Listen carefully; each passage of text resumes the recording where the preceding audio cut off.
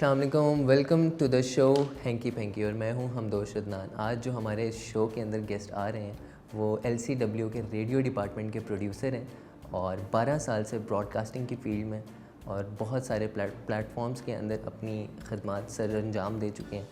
और इसके अलावा टीचिंग और ट्रेनिंग की फील्ड में 18 साल से हैं। तो वेलकम सर उमर नज़ीर साहब, कैसे हैं? बहुत शुक्रिया आपका, आपने मुझे याद किया और अपने प्रोग्राम में एज ए गेस्ट मधु किया। Sir thank you sir. Sir आपका ये सफ़र कैसा रहा अब तक का? ज़िंदगी का सफ़र तो बहुत ही एक हसीन तजुर्बे की मानद है।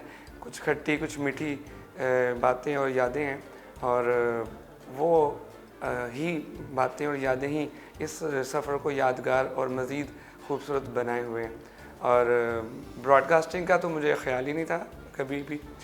पाकिस्तान के अंदर जो नौजवान स्कूल, कॉलेज और यूनिवर्सिटी तक पहुंचते हैं उनकी फ़र्स्ट फैसिनेशन क्रिकेट की तरफ मिला होता है। टीवी पे बार बार क्रिकेटर्स को देखते हैं, स्टार्स को देखते हैं, तो दिल चाहता है कि इनकी तरह ग्राउंड में परफॉर्म करें। तो मैं भी शुरू में बहुत टिल्टेड था स्पोर्ट्स की तरफ और मैं ड्रीम रखता था कि मैं पाकिस्तान की क्रिकेट टीम में जाऊं और खेलूं। तो लेकिन ज़िंदगी के रंग निराले हैं।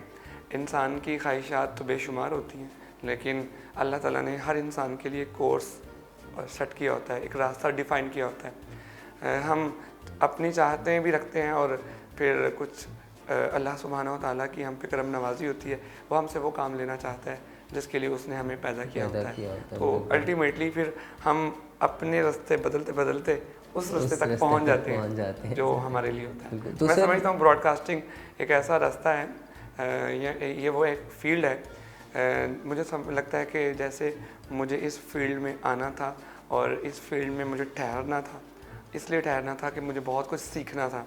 और इस सीखने के प्रोसेस के बाद एक ऐसी स्टेज भी आई कि अल्लाह ताला ने मुझे सिखाने वालों में कर दिया।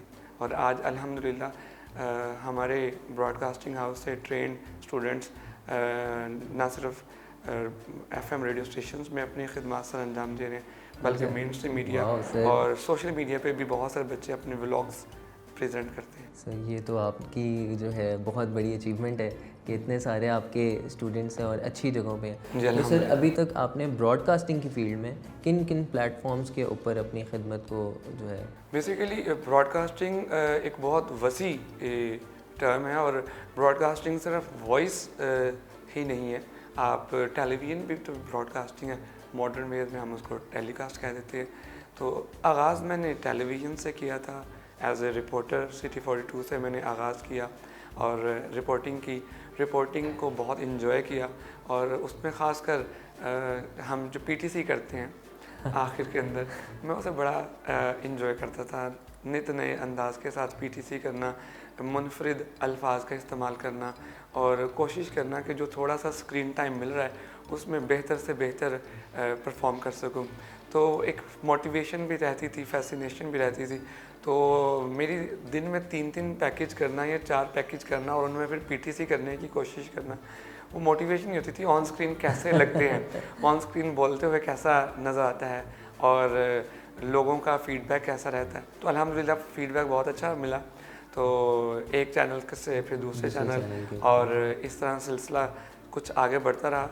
लेकिन ठहराव मेरा यूनिवर्सिटी के FM में आके है, जो जिसे मैंने लॉन्च करने का मुझे मौका मिला एक टीम के साथ और सीखने का बहुत ज़्यादा मौका मिला। मैं ये समझता हूँ जब हम कोई भी बड़ा प्रोजेक्ट प्रैक्टिकली करते हैं ना, तो हमारी रियल लर्निंग उन हार्डशिप्स को जब हम क्रॉस करते हैं तो उस वक्त होती है। तो same is the case with me, उन मुश्किलात और चैलेंजेस को जैसे जैसे हम अबूर करते चले गए, वो जो मुश्किलात थी वो हमारी स्ट्रेंथ बनती चली गई और उससे फिर काम में मज़ा आना शुरू हो गया। और अल्हम्दुलिल्लाह जो रेडियो स्टेशन आधे घंटे की रिकॉर्डेड ट्रांसमिशन से आज से 12 साल पहले शुरू किया था, अब वो माशाल्लाह से 5 से 6 घंटे की रेगुलर लाइव ट्रांसमिशन देते। वाह सर। तो सर जो रेडियो डिपार्टमेंट है और इसके अलावा टीचिंग का जो डिपार्टमेंट है और ब्रॉडकास्टिंग का, इन तीनों में से अब तक का आपको जो जैसे कहते हैं ना किक, एक इंसान की जो किक होती है वो किस में मिली सबसे ज़्यादा? बुनियादी तौर पर रेडियो ने मुझे बोलने का हुनर सिखाया। बिल्कुल और रेडियो के ज़रिए मुझे अल्फाज की पहचान होना शुरू हुई, लफ्ज़ों की अहमियत से मैं वाकिफ़ हुआ, अल्फाज के मद्दो जज़र की क्या सिग्निफिकेंस है, क्या अहमियत है, मुझे रेडियो ने ही ये बतलाया। और इस ट्रेनिंग सीखने और सिखाने में मैं ये समझता हूँ कि हम जब तालिब इल्म होते हैं तो शायद इतने कीन स्टूडेंट नहीं होते, इतना शौक़ से चीज़ों को सीख नहीं रहे होते, लेकिन जब हम तदरीस करते हैं, जब कोई चीज़ सिखाने के लिए अपना लेक्चर तैयार करते हैं, अपनी प्रेजेंटेशन को तैयार करते हैं, तो मेरा ख्याल है कि वो रियल लर्निंग होती है, क्योंकि हमने उस चीज़ को आगे डिलीवर भी करना होता है और उसकी अहमियत को भी वाज़ेह करना होता है। और फिर ये तो एक, मैं ये समझता हूँ ब्रॉडकास्टिंग एक जादुई फील्ड है। हाँ, लफ्ज़ों से आप किसी को रुला सकते हैं, किसी को और लफ्ज़ों के एहसास से किसी को आप मुस्कुरा सकते हैं और किसी का जज्बा बढ़ा सकते हैं। हंसाना सबसे मुश्किल काम होता है। हंसाना मुश्किल काम है, और फिर लोगों को एक डिप्रेस्ड फेज़ से मोटिवेटेड फेज़ में लेके आना, उन्हें उम्मीद दिलाना कि बहुत कुछ बिगड़ा हुआ है लेकिन बहुत कुछ अच्छा भी है, और अगर हम थोड़ी सी एफर्ट करें तो जो बिगड़ी हुई सूरत हाल है उसको भी हम अच्छा कर सकते हैं। और रेडियो में स्टे करने की एक बड़ी वजह, मैंने बड़ी जल्दी ये सीख लिया और मुझे सीखने का मौका मिला अपने असातिज़ा से, वो ये कि रेडियो कैपेसिटी बिल्डिंग का बेहतरीन मीडियम है। रेडियो वो मीडियम है जिसके ज़रिए आप लोगों को मास लेवल पे एजुकेट कर सकते हैं, उनको ना सिर्फ इन्फॉर्म कर सकते हैं, उनको अवेयर कर सकते हैं उस चेंजिंग एनवायरनमेंट के लिए और उस चेंजिंग ऑफ द बिहेवियर के लिए, उस बिहेवियरल चेंज के लिए जो कि अनफॉर्चुनेटली स्कूल की सतह पे हम उस तरह से नहीं कर सकते, कॉलेज की सतह पे उस तरह से नहीं कर सकते। जब हम ब्रॉडकास्टिंग के प्लेटफॉर्म को यूज़ करते हैं तो हम अपने पैगाम को, अपनी उस गुफ्तगू को, अपनी उस लर्निंग को मास लेवल पे ले जाते हैं। एन मुमकिन है हमारा एक प्रोग्राम जो है वो 1 लाख की ऑडियंस सुन रही हो, और उस 1 लाख ऑडियंस को अगर उनमें से आप 10,000 को भी मुतहरिक कर देते हैं, उनको उम्मीद दिला देते हैं, तो मेरे ख्याल में बहुत बड़ी कामयाबी है। एक उस्ताद 50 बच्चों को टीच करता है, उनमें से 25 या 20 आगे जज्बा लेते हैं बढ़ने का, आगे जाने का। तो मेरे ख्याल में ब्रॉडकास्टर के पास ये एक बड़ा एक इम्पॉर्टेंट रोल है कि वो अपनी बात को, अपने रोल को, अपने किरदार को बहुत सारे लोगों तक पहुंचा सकता है और मल्टीप्लाई कर सकता है। तो ये एक बहुत इफ़ेक्टिव मीडियम है। बिल्कुल ऐसे ही। अब जैसे वो एक कोट है, सिकंदर आज़म से पूछा गया कि तुम यहाँ तक कैसे पहुँचे, ये मैं ज़रा भूल रहा हूँ, लेकिन उसका जवाब ये था कि मेरा जो असली बाप है वो मुझे दुनिया से लेके आया नीचे, और जो मेरा उस्ताद है वो मुझे आसमान से ज़मीन से सॉरी आसमान पे ले गया। तो वो बहुत एक बड़ा, हालांकि सिकंदर आज़म ने जो है पूरी एक दुनिया का एक ख़ास हिस्सा जो है ना वो फ़तह कर लिया था। तो वो डेफिनेटली जो टीचिंग होती है वो बड़ी इम्पॉर्टेंट होती है, और उससे जो है इंसान आगे। और फिर टीचिंग, ये ब्रॉडकास्टिंग मैंने अपने सीनियर्स से सुना था, ख़ासकर मुझे जब रेडियो में काम करते हुए गुलजारुद्दीन उस्मानी जो रेडियो पाकिस्तान का एक बहुत बड़ा नाम है, उनके साथ काम करने का मौका मिला। तो वो वाकई एक लेजेंड इंसान है, जिनकी अल्फाज के ऊपर इतनी ग्रिप है, अल्फाज के चुनाव के ऊपर इतनी दस्तरस है, और फिर कौन सा जुमला कब बोलना है, क्योंकि वो प्रोडक्शन में रहे थे, as a producer, as a broadcaster काम किया। तो उनके ज़ेर साया है कि मुझे बहुत कुछ सीखने का मिला, वो कि वो उनके ज़िंदगी का आखिरी टाइम था रेडियो के बाद, रेडियो पाकिस्तान के बाद उन्होंने 2 साल Lahore college for women university को सर्व किया, अभी भी माशाल्लाह से हयात हैं, लेकिन उन 2 सालों में उन्होंने बड़ा अच्छा काम किया। टीम डेवलपमेंट के हवाले से, टैलेंट हंट के हवाले से मुझे उनके ज़ेरे साया रह के बहुत सारी चीज़ें सीखने का मौका मिला, और उन सीखी हुई बातों को फिर जैसे जैसे आगे बढ़ते चले गए, कुछ ज़ाती मुशाहदे और ज़ाती तजर्बे ने भी हेल्प किया। तो इस सीखने सिखाने के अमल में बहुत फ़ायदा मुझे मिला, और उस फ़ायदे को मैं पूरी ईमानदारी से कोशिश करता हूँ कि पूरी ईमानदारी से आगे फारवर्ड करूँ, ताकि जिनको हम चाहते हैं कि वो आगे आके अवेयरनेस बढ़ाएं, लोगों की इंफॉर्मेशन दे, लोगों को एजुकेट करें, एटलीस्ट उनको तो हम इतना एम्पावर करें कि वो रूल्स ऑफ द बिज़नेस से वाकिफ़ हों और अच्छे तरीके से अपनी फील्ड को लेके चल सके। तो सर ये जो आज हमारा इस हैंकी पैंकी शो के अंदर पहली बार इतनी इन्फोटेनमेंट और इतनी इन्फॉर्मेशन जो है वो शेयर हुई है, मुझे आज इतना अच्छा लग रहा है कि मेरे इस शो से आप लोगों को बहुत सारी जो है वो चीज़ें जो है वो सीखने को मिलेंगी। अच्छा सर, एक हमारा एक सेगमेंट होता है उसको हम आपके साथ खेलते हैं जी और उसमें मज़े मज़े के क्वेश्चंस होंगे, वो होंगे आपकी लाइफ से रिलेटेड। जी। तो अब हम अपना सेगमेंट स्टार्ट करते हैं, उसका नाम है 2 टके के सवाल। लेकिन 2 टके के सवाल। लेकिन उसमें हम 10 टके के आपसे क्वेश्चंस अच्छा, पूछेंगे इंशाल्लाह। तो सेगमेंट स्टार्ट करते हैं सर। बचपन में दरख्त या पहाड़ पर चढ़ें? जी बिल्कुल, दोनों पे चढ़ने का मौका मिला, दरख्तों पर भी और पहाड़ों पर। बचपन की यादें बड़ी कमाल होती जी हैं बिल्कुल, सर, पता ही नहीं होता क्या करना है क्या नहीं। अच्छा, दूसरा सवाल ये है कि कोई ऐसी दोस्तों के साथ मिलकर शरारत जिसमें आज तक वैसा एंजॉय आपने कभी ना किया? असल में मेरे एक क्लास का वाक़या है। मेरे एक क्लास फेलो थे और वो मेरे बैक बेंच पे बैठे हुए थे। वो थोड़ी देर बाद मेरी शोल्डर पे कुछ चीज़ चुभा देते थे, शरारत कर देते थे और मैं देखता था वो खुद को बिजी शो करते थे, बार बार ऐसे कह रहे। और हुआ ये कि मुझे गुस्सा चढ़ेगा यार कि क्लास में टीचर नहीं है तो इसका मतलब ये थोड़ी है कि आप कोई काम कर रहा है, कोई पढ़ रहा है तो आप उसे डिस्टर्ब करें। मैंने 5-6 दफ़ा तो इग्नोर किया। अब जब उसने शरारत की ना तो मेरे पीछे एक मेरा क्लास फेलो, मुझे लग रहा था शायद वो है, वो इंतहाई शरीफ इंसान था और जो शरारत कर रहा था वो छुप जाता था। मैं आखिरी दफ़ा देखा उसने किया तो मैंने उठाऊँ, दूसरे मैंने मुड़ा हूँ और अपने उस दोस्त को मैंने एक ज़ोर से जिसने सबक याद किया बड़ी ज़ोर से मैंने ना ज़िंदगी में पहली दफ़ा किसी पे हाथ उठाया और बड़ी ज़ोर से मैंने ना उसको मार दिया और वो रोना शुरू हो गया कि मैंने तो कुछ किया नहीं, आपने मुझे इतनी ज़ोर से मार दिया। तो मैंने कहा आप मुझे मुसलसल तंग कर रहे। तो हुआ ये कि वो जो तंग कर रहा था वो भाग गया और पढ़ किसी और को गई। तो वो मेरे लिए एक बड़ा ही एक ऐसा यादगार वाक़या है जिसके बाद हमेशा तस्दीक कर लेनी चाहिए कि शरारती कौन है। ये तो ज़रूरी है सर। सर दूसरा सवाल ये है कि फील्ड के अंदर सबसे मज़ेदार प्रोजेक्ट कौन सा रहा है, जिसको मज़ेदार जैसे होता है ना हंसी आ जाए, और वैसा प्रोजेक्ट कभी ना हो?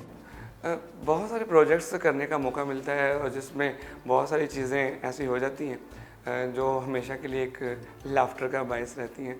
तो ऐसे कई प्रोजेक्ट्स हैं जिसमें ऐसा मौका आया, लेकिन टीवी का एक प्रोजेक्ट था, मैं पीटीसी कर रहा था अगेन और सूरज गरूब होने वाला था। अच्छा।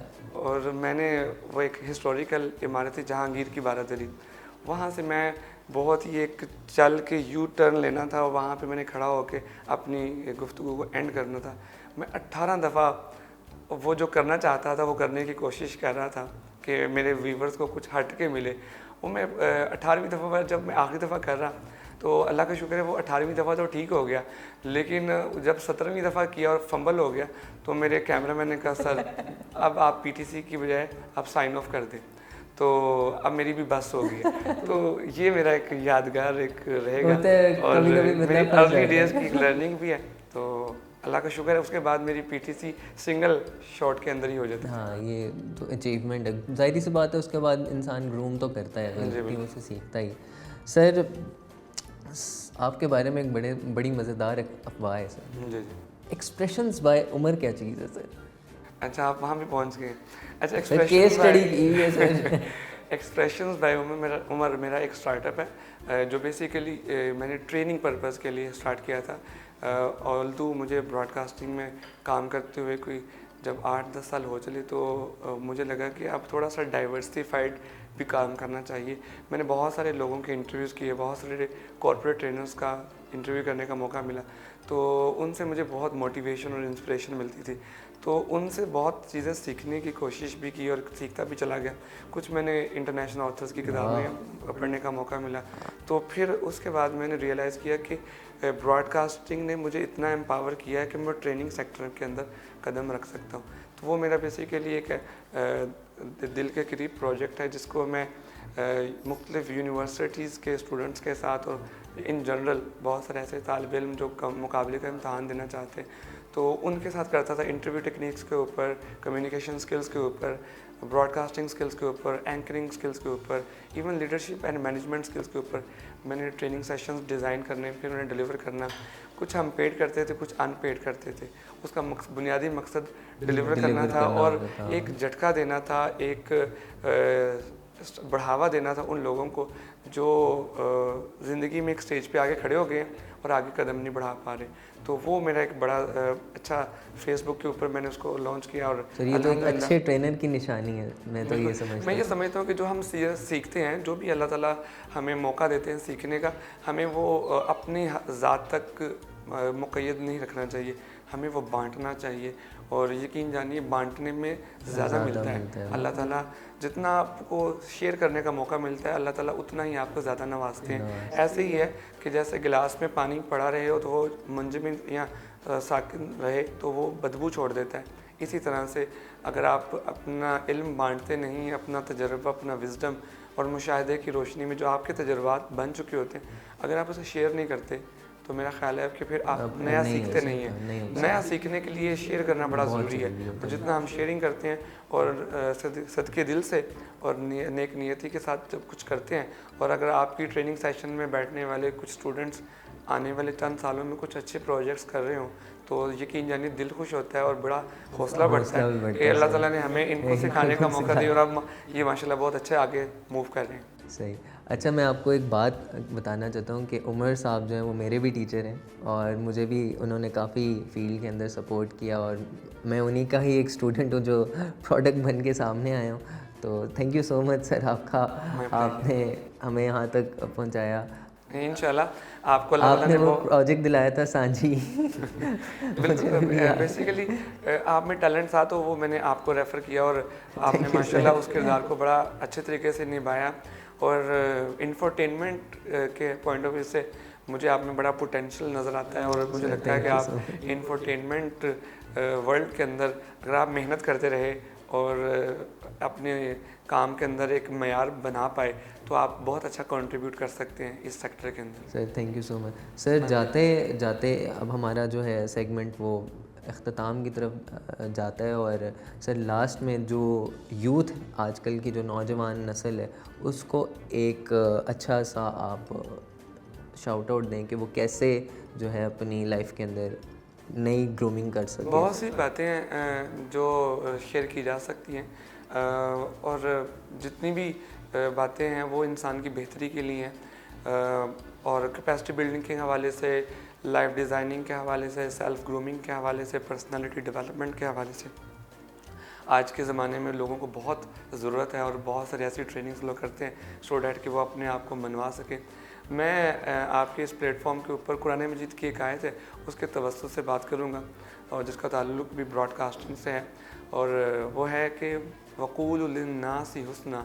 कुरान मजीद में अल्लाह ताला ने फरमाया और लोगों से बेहतर कलाम करो, speak to the people nicely. ठीक है, तो मेरे हिसाब से ये जो मेरी बात सुन रहे हैं तो हमें अल्लाह ताला ने ये जो गुफ्तगू का हुनर दिया है हमें इसको बहुत इफ़ेक्टिवली इस्तेमाल करना चाहिए और अगर हम इसे इफ़ेक्टिवली इस्तेमाल करेंगे तो हमारे जो मसाइल हैं आधे हल हो जाएंगे क्योंकि हमें अपनी बात अगले तक दूसरे बंदे तक पहुंचाने का हुनर आ जाएगा। आज मसला ये है कि हम अपनी बात कन्वे नहीं कर पाते और अगर हम कुरान मजीद की इस आयत को फॉलो कर लें वक़ूलु लिन्नासी हुस्ना और लोगों से बेहतर कलाम करो तो मेरा ख़्याल है हमारे आधे मसाइल जो कन्वे करने के हैं वो तो हल हो जाएंगे और बाकी मसाइल इंशाल्लाह ज़िंदगी में जैसे जैसे हमें शऊर मिलेगा वो हल होते चले जाएंगे। तो सर बहुत बहुत शुक्रिया आपका टाइम देने का और बहुत अच्छी बातें कि आज ऐसा लग रहा है कि मेरे शो से कोई ना कोई एक नई प्रोडक्ट जो देखने के बाद ज़रूर बन के निकलेगा। इसको एक अच्छी पॉजिटिव में आज हैंकी पैंकी तो हमने बिल्कुल नहीं की ना, इंफोटेनमेंट जो चीज़ें हुई हैं वो हुई हैं। तो thank you so much sir आपका, आपने टाइम दिया। आप लोग भी देखते रहिएगा hanky panky show. Baaghi TV को लाइक, सब्सक्राइब और शेयर करना ना भूलिएगा। Thank you so much. अल्लाह हाफ़िज़।